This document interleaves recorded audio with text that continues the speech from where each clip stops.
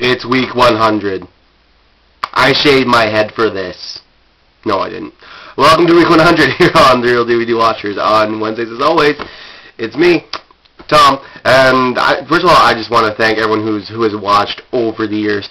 Everyone who's was an original. All people who are filling in now, like including me, pretty much everyone who has helped us out in any way possible. Because honestly, if it wasn't for the originals, we wouldn't even be here right now. So first, I'd like to take a moment to thank them. And yeah, it's been 100 weeks, guys. That's pretty fucking awesome.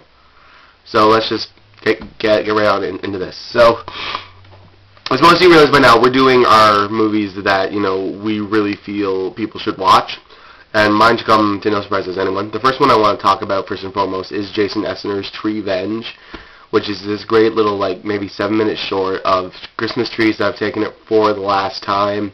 Pretty much on Christmas Day, they decide they're going to kill everyone who's ever harmed them, and it's so hilarious. It's like Lucio Fulci's Zombie 2 meets almost like any Christmas movie. It's awesome. Oh my god, so much blood, so much gore, baby death, just everything you ever wanted to see in a horror movie. It's so good. It's online, and Jason Esner, as most of you know, is making Hobo with a Shotgun right now, and just definitely check that out if you guys haven't heard or seen anything about it yet.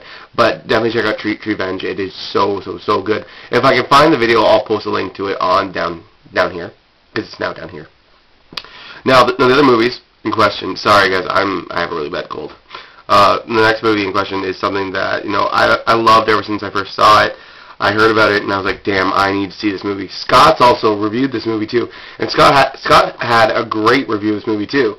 I find that movies that Scott reviews and I review, or vice versa, we have the exact same feelings on the movie. It's kind of cool in a way.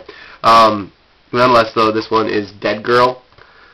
Hopefully you guys have seen this one. If not, shame on you, because this movie is so good. It's a coming-of-age story between two best friends, where they have to decide, is this the kind of people we want to grow up into? Is this the kind of people we want to hang around? So what happens is these two guys, no one's named JT, I forget what the other one's name is right now, but they're outcast in high school. They dick around one day.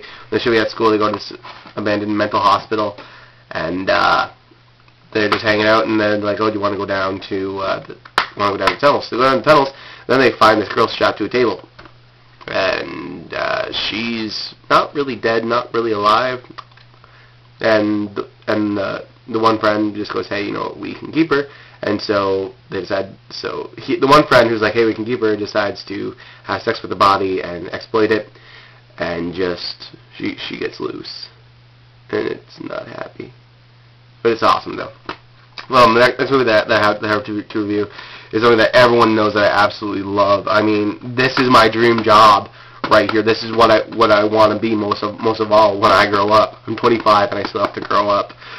It is Ghostbusters by Ivan Reitman. Don't really have to go into too much detail about it, but this movie is so good. It's such a nostalgia from my childhood that as many times as I watch this movie, I just find something new about it, something that I can take away from it. It's so good, and I really just want to fucking shoot a proton pack. That's all I want to do once in my life, to shoot a proton pack, and then I can die a happy child.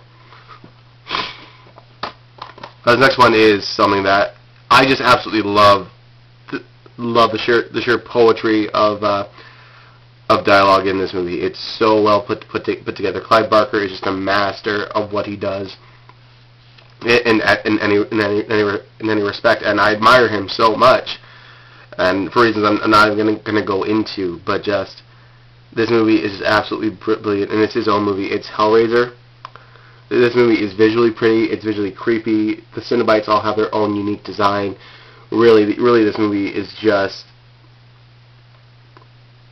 for me, it's everything that almost a horror movie should be. It's not my favorite movie of all time, but it's definitely one of my favorite horror movies because it deals so much, with love and family, and pain and pleasure and extremes in so many different ways that, it stirs up something in you in a way, something almost primal. But nonetheless, though, it's an absolutely astonishing movie.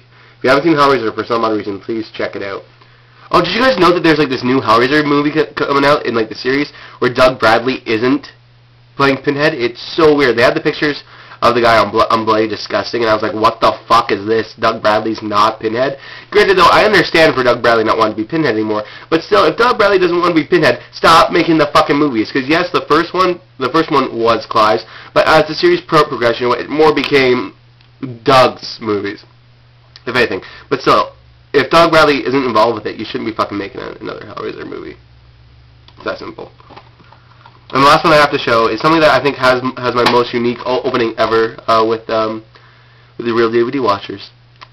I'm not going to reenact it now because I have no bottles lying around.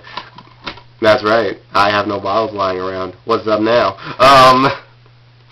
It is the Warriors. Sorry, guys. I don't really have to go into too much detail about it because mostly everyone's seen this one.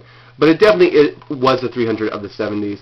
It's about this gang named the Warriors, who gets framed for murdering the leader of the most powerful gang in all of New York, and so they have to make it back from Central Park all the way to Coney Island, or is it Gramsci Park?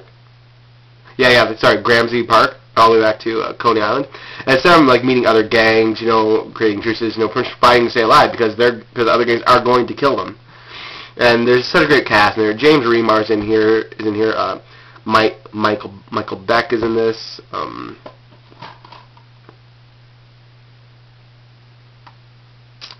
Great, it doesn't really tell me who else is in this. Awesome. It's also based off the book by Sol Urich, which is completely different from this, but still, though, this movie is absolutely great. Great visuals, great music, too. It's one of my favorite movies, honestly. I can always say it's one of my favorite movies. The Warriors are just so good. So, that's the 100th video, guys. Yeah. Hopefully you all enjoyed it. Hopefully you're all like, yeah, let's go for 100 more. Because you should be like that. Yep. So, yeah. I'll catch you guys in a week's time. Later.